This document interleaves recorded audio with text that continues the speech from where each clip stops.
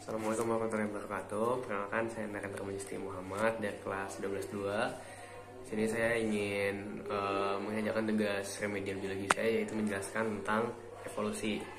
Jadi yang pertama di sini ada mekanisme evolusi, yang mana mekanisme evolusi ini terbagi jadi 5. Jadi yang pertama kita bahas dulu adalah mutasi. Ini mutasi ini adalah sebuah proses di mana gen itu mengalami perubahan dari si RNA-nya ataupun DNA-nya. Jadi di sini mutasi gen adalah perubahan struktur kimia gen yang dapat menyebabkan terjadinya perubahan sifat-sifat yang bersifat menurun. Dengan kata lain, mutasi dapat menyebabkan terbentuknya spesies baru yang juga merupakan produk evolusi. Jadi contoh simpulan dari evolusi adalah yang bakal nanti dibahas juga, yaitu dari kuda, yang mana kuda itu mengalami evolusi dari ukurannya, karena mungkin dari dulu kuda itu harusnya adalah hewan yang tergolong kecil, tapi sampai sekarang kuda adalah hewan yang tergolong besar, dan itu perlu waktu yang cukup lama karena menurun. Jadi dari nenek moyang dari si kuda ini bakal menurunkan gen yang berubah gitu. Nah, selanjutnya di sini ada seleksi alam, yang mana di sini seleksi alam itu terbagi jadi 3. Yang mana yang pertama itu ada seleksi alam terarah, yang mana kalau kondisi lingkungan yang berubah, maka di situ dia bakal mengalami yang namanya evolusi. Jadi dia bakal ada seleksi alam, yang mana dia bakal beradaptasi sama lingkungan barunya. Jadi di sini yang jadi seleksi alam adalah gimana caranya dia bisa beradaptasi dengan lingkungan barunya. Terus yang selanjutnya di sini ada stabilisasi, yang mana terjadi pada semua populasi dengan cenderung memperkecil keekstreman di dalam kelompok. Hal ini berarti mengurangi kemampuan membentuk variasi dalam suatu populasi. Ini contohnya, itu berat rata-rata bayi lahir itu di angka 1-4,5 kg, di mana kematian bayi banyak terjadi pada berat rendah dan berat tertinggi. Sedangkan bayi dengan berat 2,5-3,5 kg tingkat kematiannya sangat rendah. Dan di seksi alam yang terakhir yaitu ada seksi alam disruptif atau pemutus, yang mana di seksi alam ini 2 atau lebih fenotip tertinggi diperlakukan dengan baik oleh alam di antara intermediate yang lain. Jadi misalkan terdapat kelinci berbulu putih yang dilambangkan dengan B kecil dan kelinci hitam dilambangkan dengan B besar. Bulu hitam pada kelinci akan dibawa oleh kelinci berfenotip B besar B besar, bola bubu gabungan dari B besar dan B kecil, atau berfenotip B besar B kecil, dan bulu putih berfenotip B kecil B kecil. Jika kelompok kelinci tersebut tinggal di daerah yang terdekat bebatuan dan menyembunyikan diri dari mangsa di antara bebatuan putih.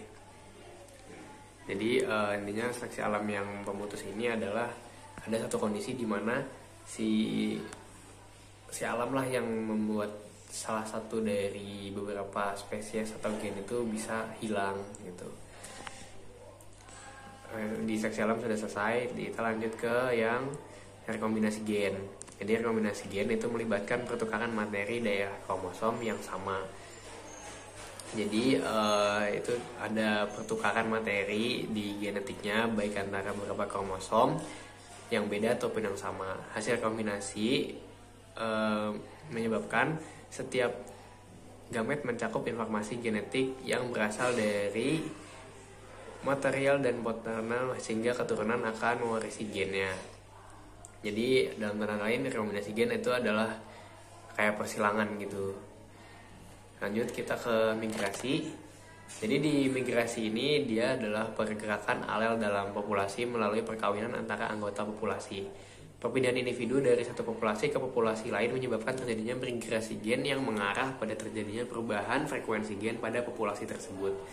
Jadi migrasi ini seperti namanya ya. Jadi mutasi ini adalah perpindahan. Cuma maksudnya perpindahan di sini adalah perpindahan alelnya. Jadi bisa juga dipicu karena si entitas ini atau si spesies ini tuh berpindah tempat ke tempat lain, bermigrasi ke tempat lain. Jadi si alelnya itu berpindah tempat gitu.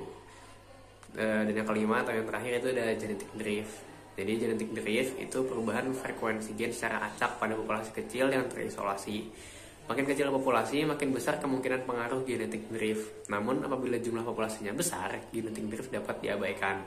Jadi maksudnya adalah genetic drift ini lebih besar kemungkinan yang terjadi di populasi atau komunitas yang lebih kecil. Misalkan di suatu pulau, itu bisa, kalau misalkan di suatu negara gitu, dia kan populasinya cukup besar ya, makanya itu bisa diabaikan gitu. Di mekanisme evolusi udah selesai, kita lanjut ke bukti evolusi. Jadi buat bukti evolusi di sini ada berbagai macam buktinya, sudah dibuktikan juga. Jadi di sini ada sekitar 6 bukti evolusi. Jadi yang pertama itu ada bukti evolusi dari variasi individunya. Variasi individu dapat dibuktikan dengan adanya distribusi geografis spesies, yaitu organisme yang ada di suatu pulau memiliki kekerabatan dengan organisme yang ada di pulau terdekatnya. Jadi buat contohnya itu ada burung finch, yang mana ini udah terkenal banget sebagai contohnya, itu ada di Kepulauan Galapagos.